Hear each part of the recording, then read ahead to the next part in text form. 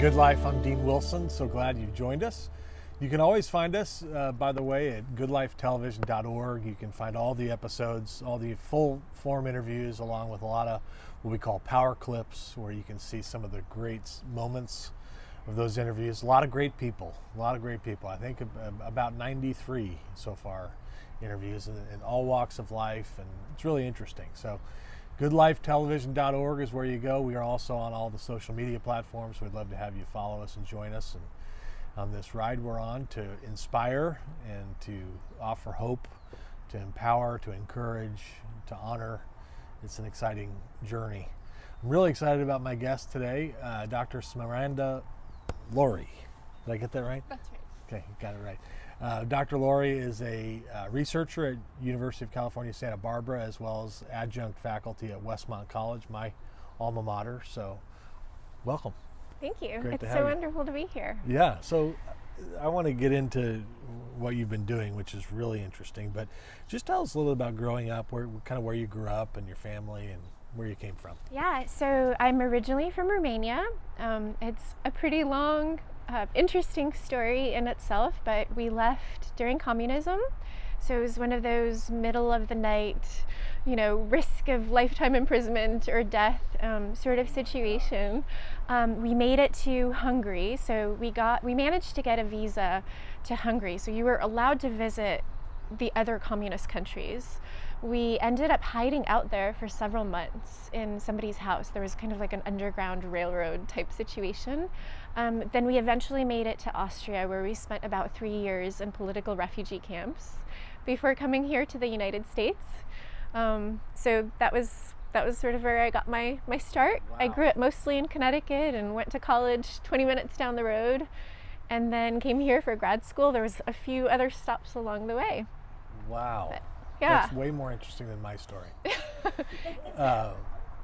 Wow, I didn't know that part of the journey. So you went to Hungary, you were hiding out for months, then you went to Austria, and then from there you came to Connecticut? Yeah, so once we were in Austria, like I said, we were living in refugee camps, and there was a lottery system for who got to leave. Okay. And my mom's a French teacher, so she wanted to go to France, and my dad wanted to come to America. And they had a deal where, whoever took us first, we would go there. So I almost ended up in France, but I ended up here, which I'm very thankful for. Wow.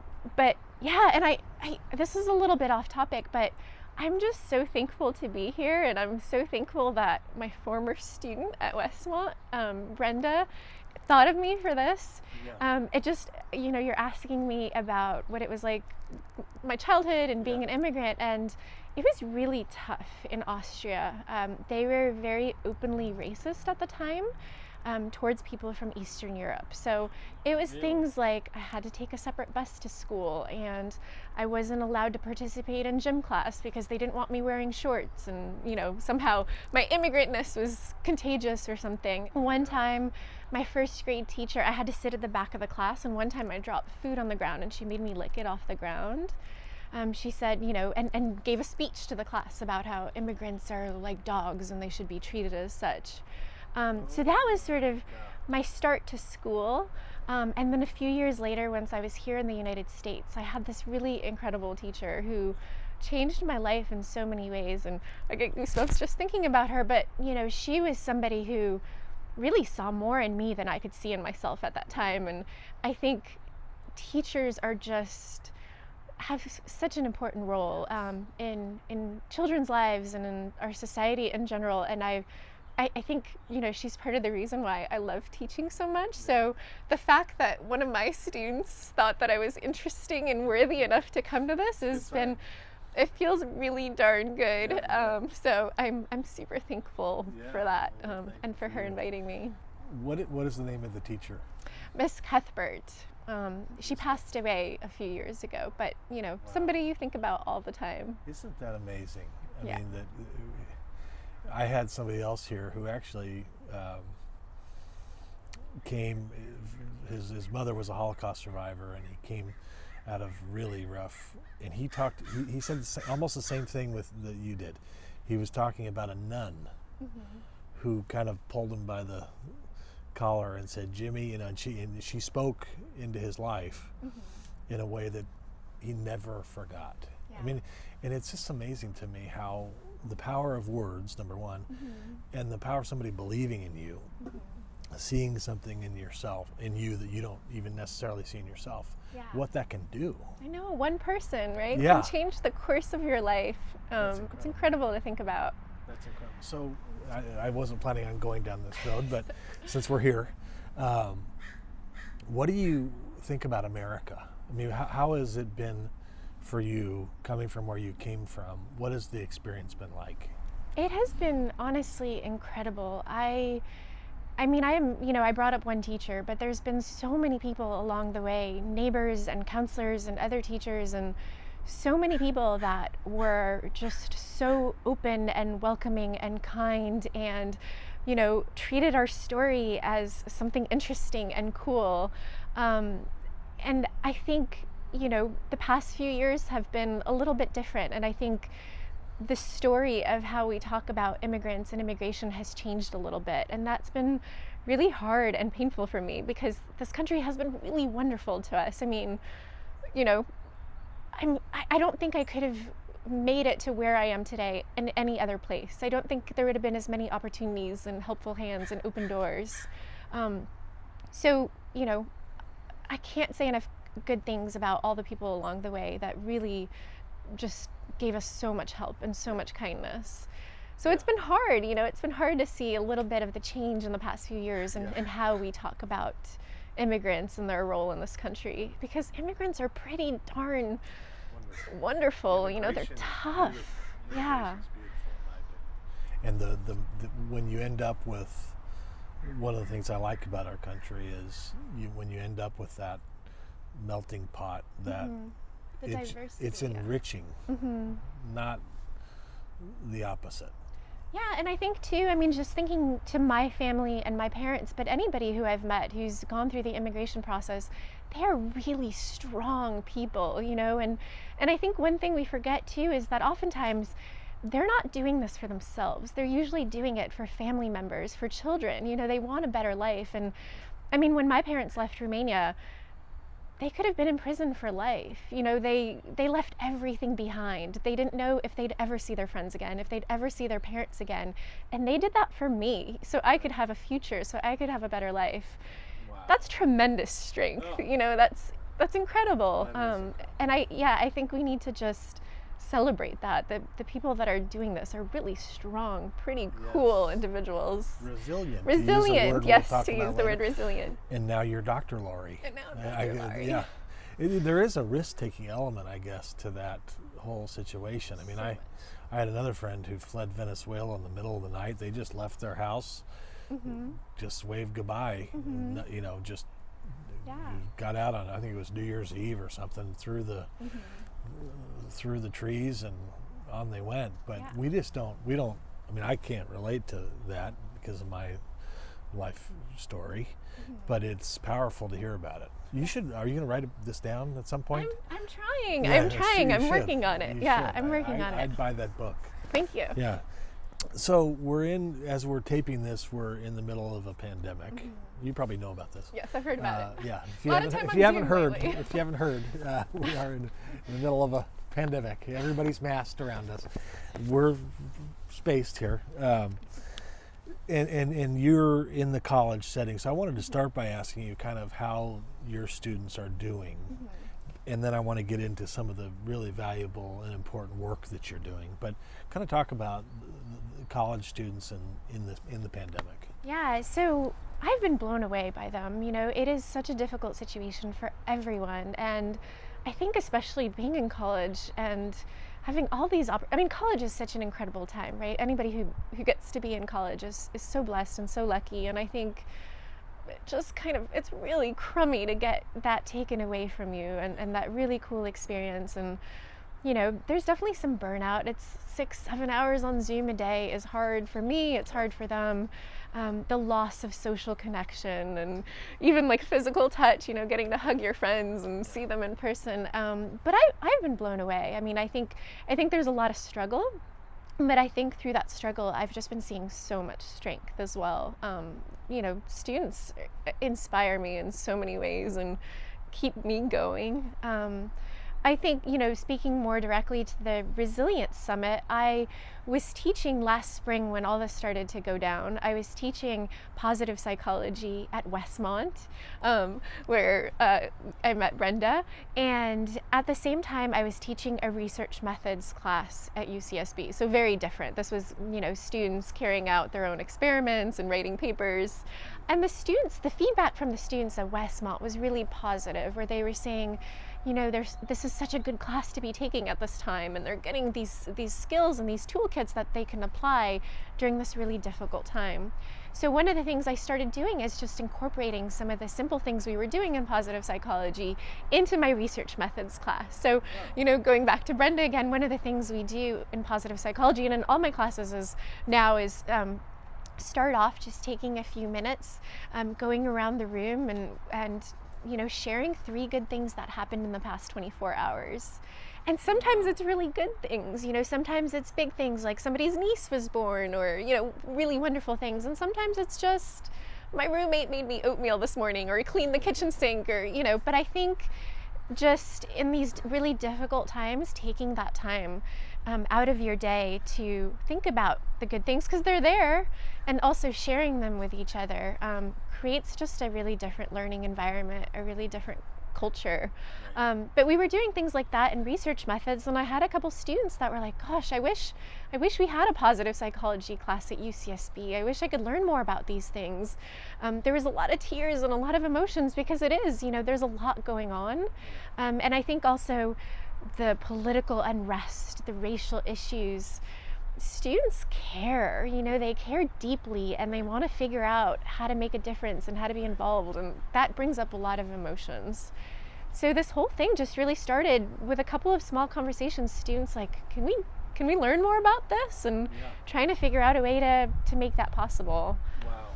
So it started really tiny. Yeah, and then now you're doing these seminars, and there's a summit and certification program.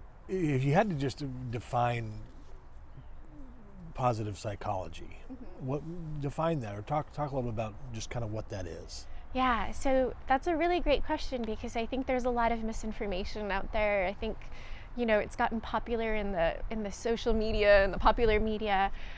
So I think traditional psychology, business as usual psychology, if you call it, has always been focused on the many, many different things that can go wrong with us. It's based on a disease model, a disease medical model. And I think that's been really important. As a field, we've made really great strides in curing some of these diseases, or at least making life better for people. And I think it's important to continue to do that. Positive psychology, however, also focuses on what can go right with people. What are the things that people have as strengths? And, so we focus on things like hope and resilience and courage and meaning, and all these things that are also the flip side of the coin. Right. So I think the easiest way to think about it is that traditional psychology is focused on, how do we take somebody from like a -8 to a -2, or from a -5 to a 0? And positive psychology is focused on how do we take somebody from a 0 to a 5, or from a 5 to a 10. Right. But I think as it started there, I think one of the really cool things that we're seeing in recent years is that it also provides really good tools and really good lessons for people who are struggling or going through difficult times, because at some point we all have struggles. We all go through difficult times. So, where it started looking at those good things, it's sort of how do we promote those things even during difficult times, even during times of struggle. Yeah. I've read a little bit about gratitude. Maybe that's an example of... Yes, the 3 good things, 3 blessings exercise. Yeah. Incredible. It changes your outlook. It changes you. Yeah. Sometimes in really tough times, we've done that exercise with our kids. Let's write down all the positive, good things that we can think of. Well, I hope Hannah's still doing it, because I was doing it with her in class. So. Yeah. No, we, and it would be pages. I mean, because if you start thinking, it's a different way of thinking. It is. I mean, perspective, I guess, maybe is the word. where all of a sudden I'm looking around and I'm not just in my own head thinking about my own problems. I mean, I'm not trying to teach you anything, believe me. I'm just but you're totally throwing right. stuff That's out. completely right. Yeah. It is. It's that getting out of your head and kind of stepping back and being able to see what's going on in your head, but also being able to step away from it, decenter from it. Yes. Yeah. I do it with my kids every day. Do you really? Yeah. And it's 4 and 8 years old. 8 years old. Are they boys or girls? I have the 8-year-old son and the 4-year-old girl. Okay. And it's gotten to the point where if we forget to do it one night, they bring it up. Really? You know, they really enjoy it. And usually it's little things, you know. They're 4 and 8, but it's what a gift. It's so amazing. Yeah. And honestly, you know, I had this really weird experience. I was doing an interview for public radio a couple days ago, and Samantha Blodgett, the undergrad who's been helping with the Resilience Project, you know, introduced me as one of the most upbeat and positive people she's ever met. And I was like, it just, you know, I'm from Romania. The stereotypes are true. Like, Eastern Europe is a lot about complaining and, you know, we like to be negative. And I realized that teaching positive psychology and incorporating more of these practices into my own life, she was right. Like, it changed me. I am more optimistic. I am more just hopeful and grateful and open. And so, but it was a weird, like, holy moly. Yeah, well, that's good. It's worked for you. It's working. Yeah, that's good. I feel like resilience as a concept, or as a whatever that is, resilience as a thing is more important than ever in today's world. Talk a little bit about resilience and what your hope would be for your students, for the people that you're influencing. Yeah. So it's interesting because we've had so many experts talk to us about resilience over these past few months, and everybody has a slightly different definition, different kind of take on what resilience is. The way that I've been thinking about it recently, and especially in the current times we're living in, is teaching people, myself included, how to suffer better. You know, because I think, you know, a lot of people think about positive psychology as all about smiles and happiness and, you know, and it's not that. Sometimes global pandemics happen. Bad things happen in all of our lives at one point or another, right? So I think it's also about being able to get through those times with more strength, being able to bounce back from those times. But yeah, suffering better, I think it really resonates with me right now. We need a hashtag, suffering better. There's a scripture, I think, about suffering with hope. But I think that's an amazing thought. Suffering better. Yeah. Because suffering, I mean, would you say, suffering can kind of put you down two different paths. I mean, is that oversimplifying it? No, I totally agree. I just saw this cartoon recently from another psychologist, Adam Grant, and it was just a really simple cartoon, but he had it was sort of, you know, the successful person and the non-successful person. And the non-successful person had a bunch of different blocks of failure, and it was like these blocks were building on top of his head and on top of his shoulders, kind of weighing him down. And then the successful person cartoon was the same set of blocks of failure, but with every failure climbing up the ladder a little bit more. So I think, you know, and I think honestly, that's something that, I don't know if it's the immigrant mentality, but I think that's something that I got from my parents, that they did really well. You know, so I loved my childhood. You know, I started off telling you about having to lick food off the ground and all these terrible things, but I had a really good childhood, and I think my parents did that. You know, they let me sort of, like, yes, this is happening, you know, you're going through these difficult things, it's hard, but hey, you're still here, you're still in school, you're still getting good grades, pat yourself on the back. And these experiences are just making you stronger. You know, all these other kids don't have these experiences, and you're still here and you're still moving forward. Pat yourself on the back. And I think that's something I hope to do with my students, is to make them realize that, like, life is tough.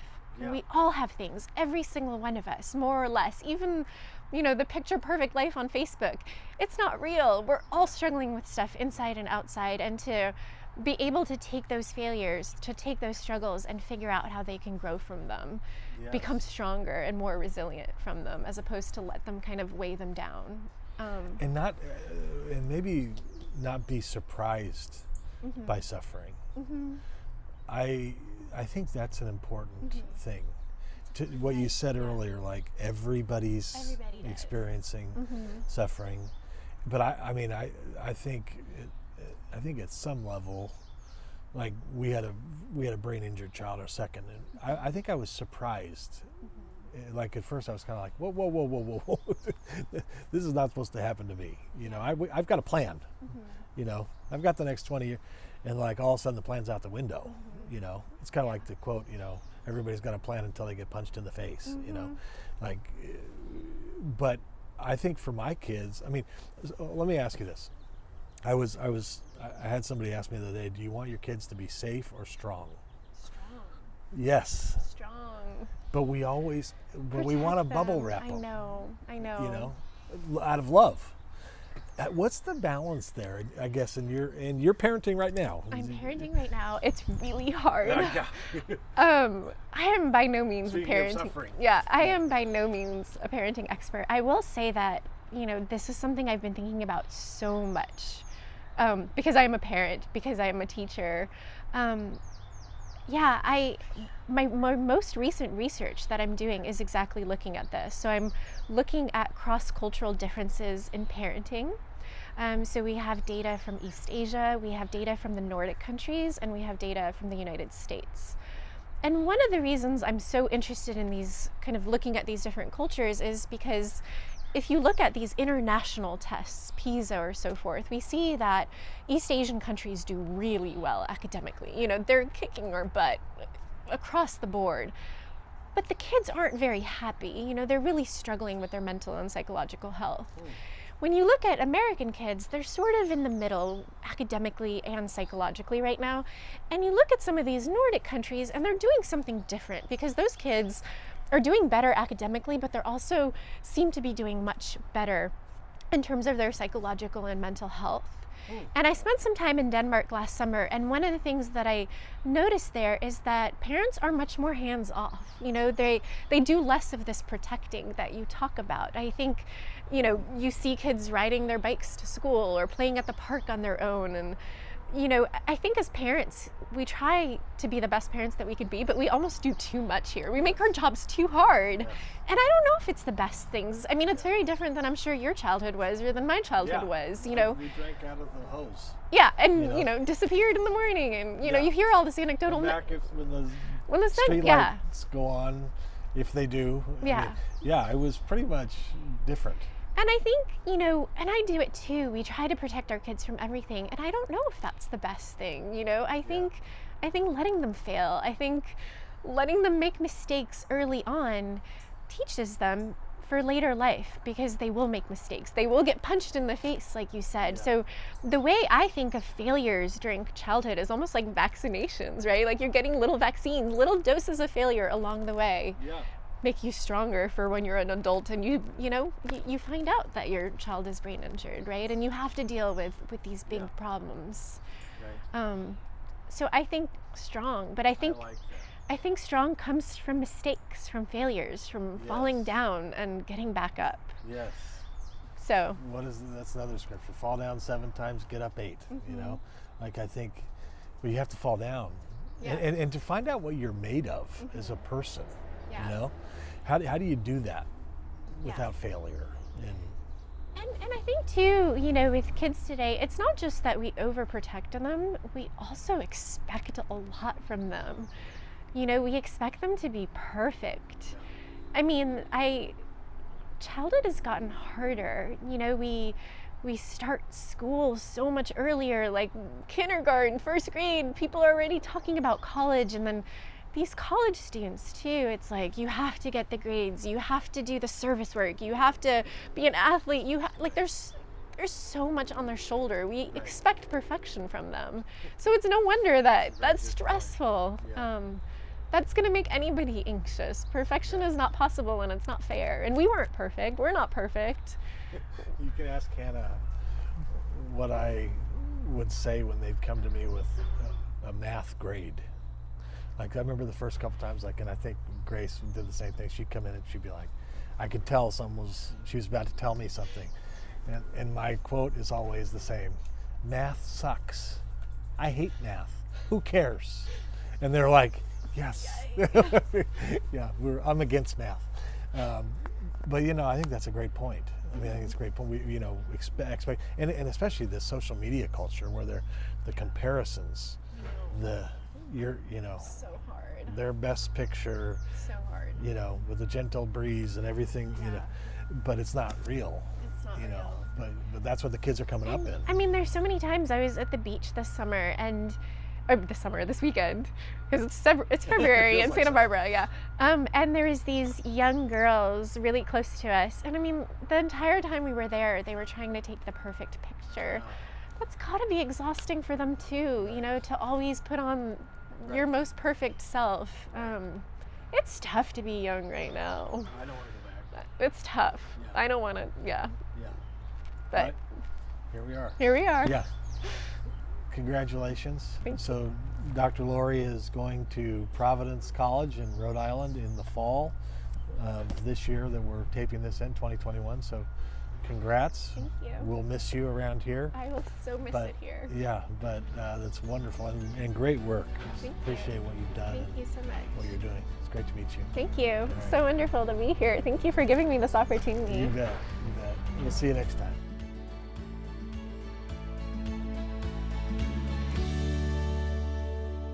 This is Good Life. I'm Dean Wilson. I encourage you to stay tuned for today's program. Dave Odell is with me. He's the athletic director at Westmont College.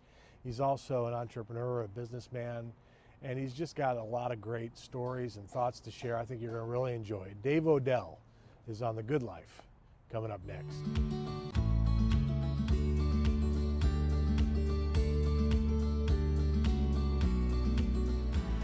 Welcome to Good Life. I'm Dean Wilson. So glad you joined us today. I have a special guest today. Dave Odell is with me. Dave is a friend. He is a business executive, entrepreneur, also an athletic director here in Santa Barbara, California at Westmont College. So he's an interesting, amazing guy. Dave, welcome. Thank you. So first of all, I'll say, so Dave's dad, Bill, was the head basketball coach at Azusa Pacific University for 16 years, coached for 39 years total. In his 16 years at Azusa Pacific, I think his winning percentage was 804 or something really high. So I want to start by apologizing because I heckled Bill a fair amount as a Westmont student. I mean, like a lot. So if Bill, if you're watching, I'm sorry. And on behalf of all Westmont students, the sit down Bill chant. So I just want to clear the air. I've been having that on my shoulders for a long time. Yeah, as the Westmont athletic director, I appreciate that. That wasn't the worst of our chants, actually. Like back in the day, like some of our chants were a little. Yeah, you couldn't get away with that. Couldn't do that now. No, we would have had to kick you out. Right. I probably would have got tossed a few times. So Bill Odell's an amazing guy himself, and I actually wanted to start with that. Tell me about your father-son relationship with your dad. Yeah, well, first off, just unconditional love. Yeah. That was the foundation for our relationship, and that I never doubted that for a moment. And he's an amazing human in that he is very, very consistent. He didn't have a ton of words, but when he spoke them, they were impactful. And then the greatest blessing really in my life is that I got to stand and sit by his side from the time I was 5 years old to the time I left for Westmont. I sat at the end of every bench for almost every game since I was 5 years old. I got to be essentially teammates with different set of guys every year in Long Beach, and learned a ton from that experience about life and about growing up in a very, very diverse area of Long Beach, and different lifestyles and different ways people lived, and got to be there, got to ride the bus with the team. Wow. Got to sit in at the halftime talks for really 13 years. Wow. And so that has been so was so formative for Oh, I me. bet. Yeah. Was he at Milliken? Long Beach Milliken, yes. So he was there for like 20 years. Yes, yes. Okay, so when you were, Yeah. and then after you left for Westmont, then he ended up going to Azusa? Right, right. Okay. I think I was at Westmont. He was never at Westmont while I was at never at Azusa while I was at Westmont. Okay. I think 91 was his first year at Azusa. I graduated Westmont in 89. Okay. So I can remember I played my very last game at Westmont. We lost in the district tournament and got a ride from an old friend, Garrett O'Hara, from our Westmont game, to the LA Sports Arena to watch my dad win the CIF championship. Is that right? Yeah. So wow. That was a special. Did he have a preference? What did he like? I mean, I'm sure it's a hard question to answer, but was the high school coaching experience for him versus the college coaching experience? Did he have a preference in terms of the 20 years in high school or at Milken versus the 16 years? Yeah, I think it was, he and my mom treated that as their ministry, and really serving youth. And so obviously Milliken, being a public school, was very different in that what you could do. And then you go to Azusa at this Christian school, and it was very, you could be very upfront about things and talk about things that way. So it's very different. Very different. Yeah. And I would say he has great relationships with athletes that he coached at both places. In fact, he just went to, last year, had a big gathering of a group of guys from the 70s at Milliken, and they met at a Laker game in a box, and it was just one of those things that when you're a retired coach, it was such a blessing for him. Doesn't get any better than that. Yeah. So, but the Azusa relationships, because you get 4 years with them, and you recruited them and all that, those relationships are more sort of, lifelong and more day-to-day like relationships that he still has. That makes sense. So. And we were talking before we came on about Jeff Rutter, one of your dad's old assistants, who I know he's dear friends with. It was one of my high school teammates and good friends. So he was the athletic director at Azusa Pacific as well as the head coach. For a time, yes. For a time. Yeah. And then you became the athletic director at Westmont. Correct. And as I was reading for this interview, I was kind of looking at his story and yours, his track record as a AD in terms of whatever the award is for the GSAC All Sports. All Sports, and then yours, which is no slouch. I think eight years in a row or something is what I read that you've won that award as AD. Yes. And I can't believe it's already been 11 years since you've been AD. Yeah, that's gone by quick. Very quick. Yeah. But so tell me about your dad, coach, AD. You were a player, you're a businessman, and we'll get to that in a minute, but tell me about what it's been like to be the athletic director at Westmont College, and also what is your vision for the student athlete there? Right, that's a great question. So first, interesting quick story. So the reason I decided to do the AD thing is because I thought it was going to be a cool way to hang out with my dad, because he was still the AD at Azusa. Oh, okay. And so the first 3 years, or 2 or 3 years I was AD, he was still AD at APU. Okay. In fact, that award, the All Sports Award, has been in our family for something like 20 years because he had it, and the first year he was gone, we won it. And so that's anyway, amazing. So we laugh about that. That's so someday fantastic. somebody will get it from us. Is there a trophy? Yeah, it's a really cool Odell's trophy. just owned that trophy. Yeah, I love it goes to each school, and it's funny because it has Azusa, and then it says Westmont. Wow, it's pretty cool. That is awesome. So anyway, so we had a blast being in these business meetings, for the conference together, and he taught me so much just to do that job. And so I was always able to bounce. And then when he retired, it was even better because I could bounce a lot of things off of him. Oh, right. Yeah, our vision for athletes at Westmont is that they have a life-changing experience through athletics, and we believe that all the pillars of Westmont, that this liberal arts education, where you've got to do all that, and there's no free ride for athletes at Westmont as it relates to academics, and you got to play a sport at a really high level and practice and that time commitment, right. and you gotta spend time to nurture your faith and all the things that Westmont brings in that regard. Right. And so we see sort of the final product after 4 years as this super well-rounded person that's had some challenges, had some adversity, Mm-hmm. had to dig in and do a lot of things well. Right. And we think that experience really has an impact on them, and you know that as much as anybody. Yeah, well, it was a great experience for me. I was not a good baseball player, and it took up a lot of time, so I retired. but the Westmont experience is phenomenal. For people that don't know or are watching this somewhere else, Westmont College is a private Christian college in the hills of Santa Barbara, California. 1,200 or so students with an outstanding everything, in my opinion. And I'm not just saying that because Gail Beebe's going to be here in a couple of weeks. Oh, okay. I mean it. It's an outstanding. And our family's been blessed by Westmont a lot. But you've won a lot.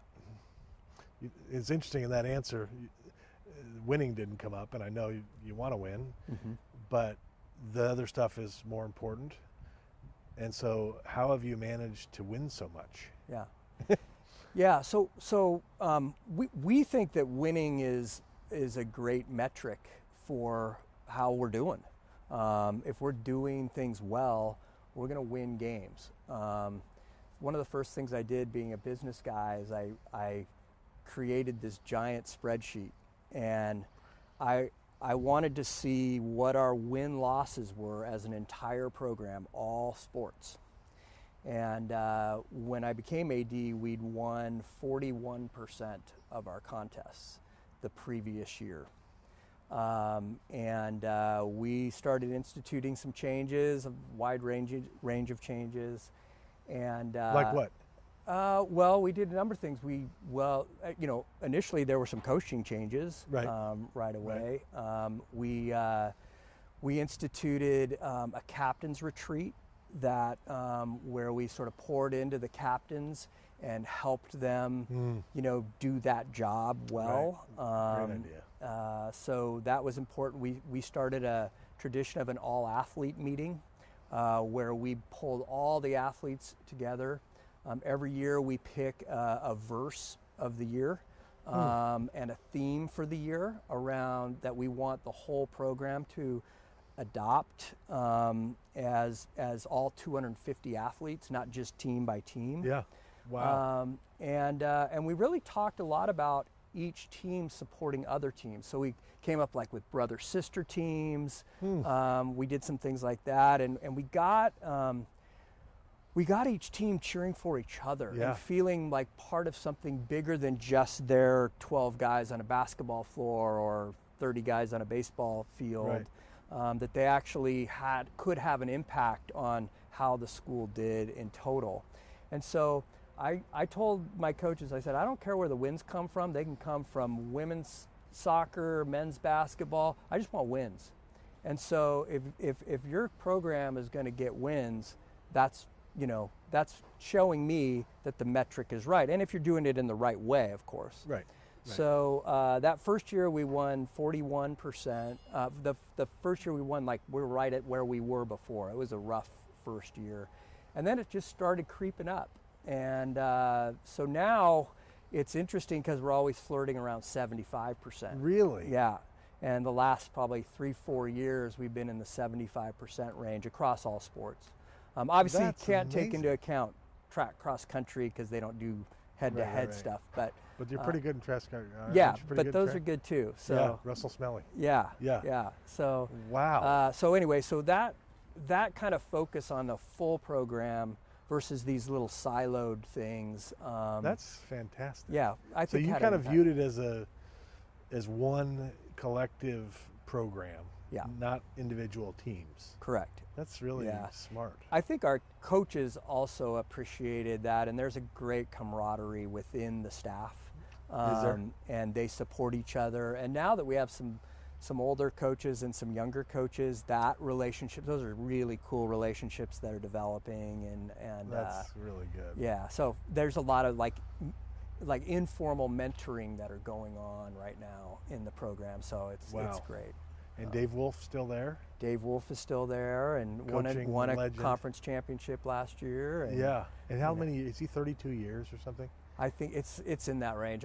He and Smelly, I've lost count. Smelly's he might be in triple digits. Yeah. I don't even know where exactly. Smelly's. And you mentioned the name Russell Smelly to people.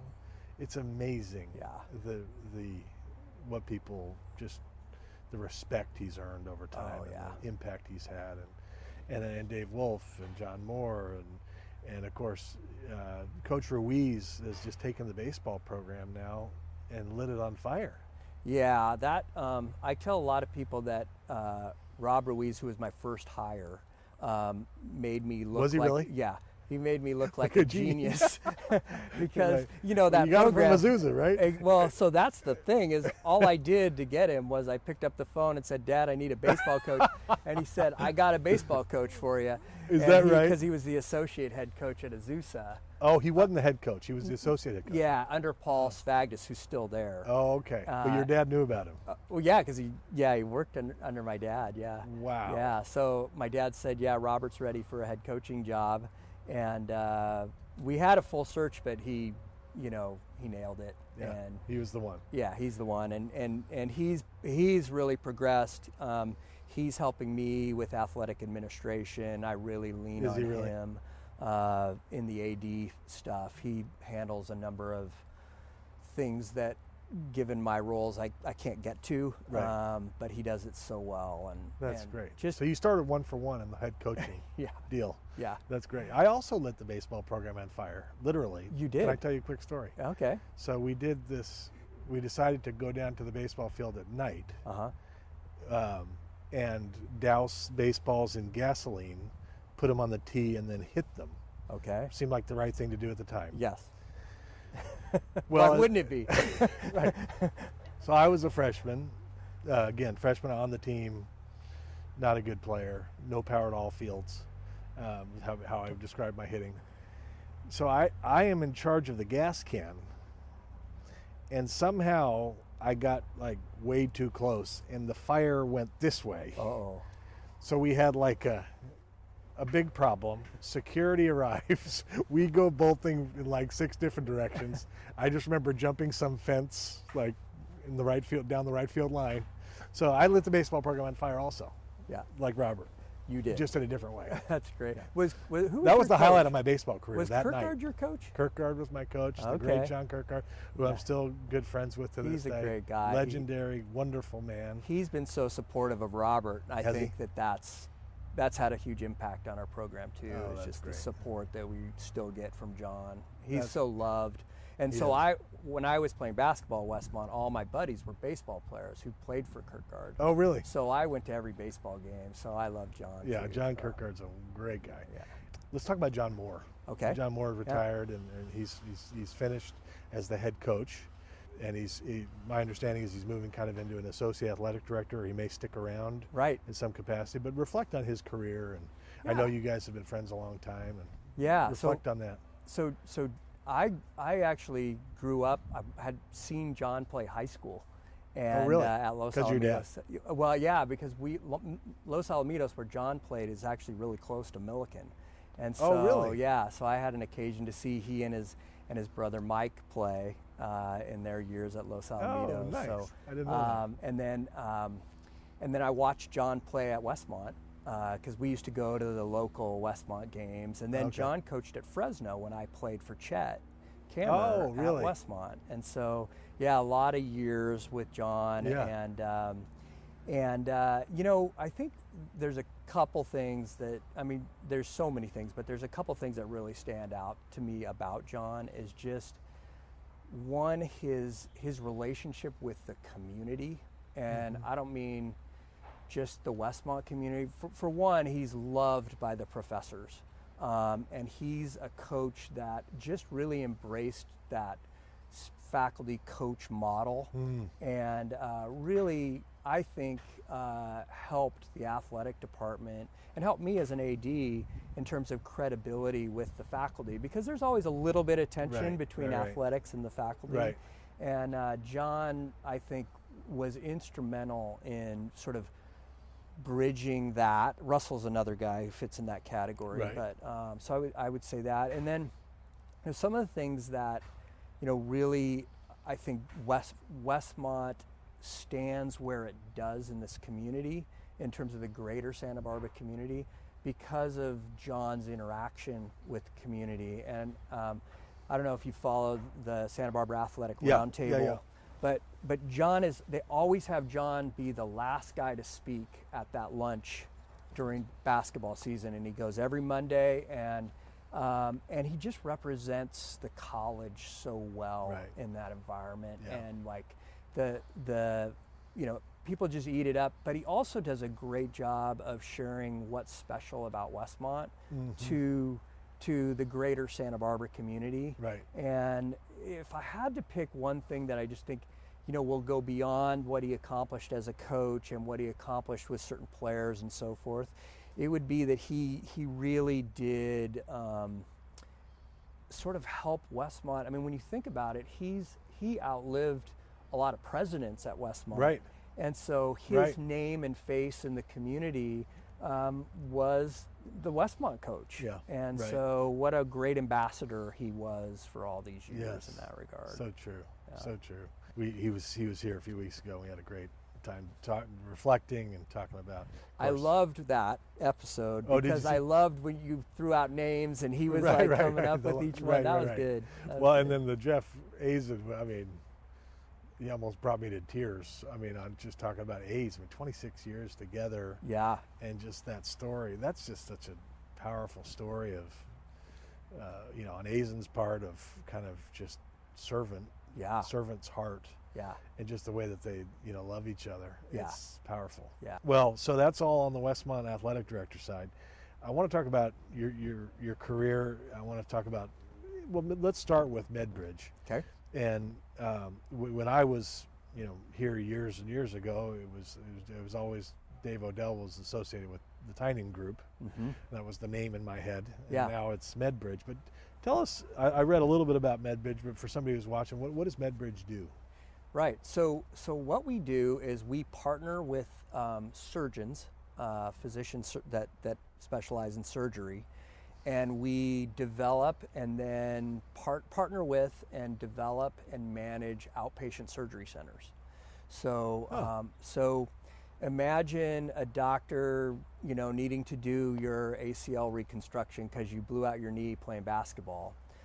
Most of my centers are orthopedic in nature.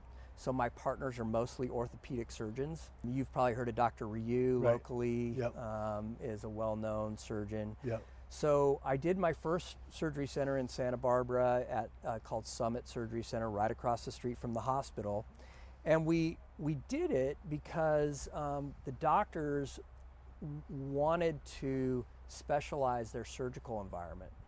And instead of going to the hospital where you've got all different kinds of specialties going on, and you might be doing a hernia repair at 8 o'clock, and at 9 o'clock an ACL, and at 10 o'clock some heart procedure. Right.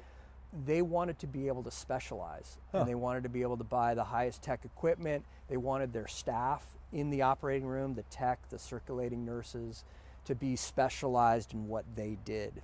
So it was, at the time, this was late 90s, there were only 400 surgery centers in America, and now there are 5,000. Is that right? And in fact, Medicare has really leaned on the surgery center industry to reduce the costs in the Medicare system. Oh. So in fact, over the last couple of years, we're now doing total joints in an outpatient setting for Medicare patients. Wow. And we've played an instrumental role during the pandemic because surgeries haven't been able to get done in the hospital because they've been saving beds. Right. So we've actually been taking on more cases at the surgery center. Wow. And so my company Medbridge, we put together the doctors who partner together. We develop the surgery centers, and then we hire the staff, and we manage it. So we do all the business function, all the billing and the collections and all the Medicare certification, all the state and federal guidelines following. And then the surgeons just schedule their cases and they do their surgery. And from a business model standpoint, we get a facility fee just like the hospital would get a fee. Yep. And it's an opportunity for the doctors to make a little more money because they're partners in the entity. So the doctors who work there are partners in the business. Exactly. That is the surgery center. Exactly. So instead of just making their professional fee, they get a little cut of the profit of the surgery center. Wow. And so it's really interesting because as reimbursements have dropped, meaning doctors are getting paid less now than they ever have, they are really relying on these ancillary revenues like outpatient surgery.